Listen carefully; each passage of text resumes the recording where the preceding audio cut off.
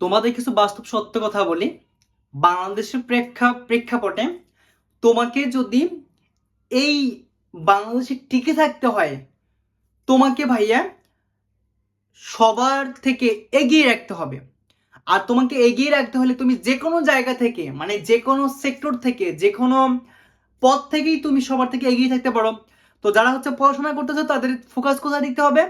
তাদের ফোকাস দিতে হবে হচ্ছে তোমাদের পড়াশোনার মধ্যে। কারণ তোমাদের তোমাদের এই একটা মানুষের উপরে তোমাদের ফ্যামিলি তাকিয়ে থাকে, তাই না? কারণ তুমি হচ্ছে, তোমার ফ্যামিলি তোমাকে কি করতেছে ভাইয়া? তোমার ফ্যামিলি তোমাকে সাপোর্ট দিচ্ছে, তোমার উপরে তারা ইনভেস্ট করতেছে। আমরা যেখানে ইনভেস্ট কেন করি? আমরা ইনভেস্ট করি লাভের আশায়, তাই না? তোমার ফ্যামিলিও তোমার কাছ থেকে কিছু প্রত্যাশা করে। তুমি কি করতে পারো? তাই তোমাকে তোমার তোমার তোমাকে তারা হচ্ছে ইনভেস্ট করতেছে, তোমার পিছনে ইনভেস্ট করতেছে, তোমার পিছনে কত যে টাকা পয়সা খরচ হচ্ছে, তাদের সময়, তাদের শ্রম, সবকিছু তোমাকে তোমার উপরে ইনভেস্ট করেছে। তাই তোমার উচিত, তুমি যেই কাজটা করতেছো, তোমাকে যা করাচ্ছে, তুমি সেটাকে অনেক ভালোভাবে সেটাকে ফোকাস করো।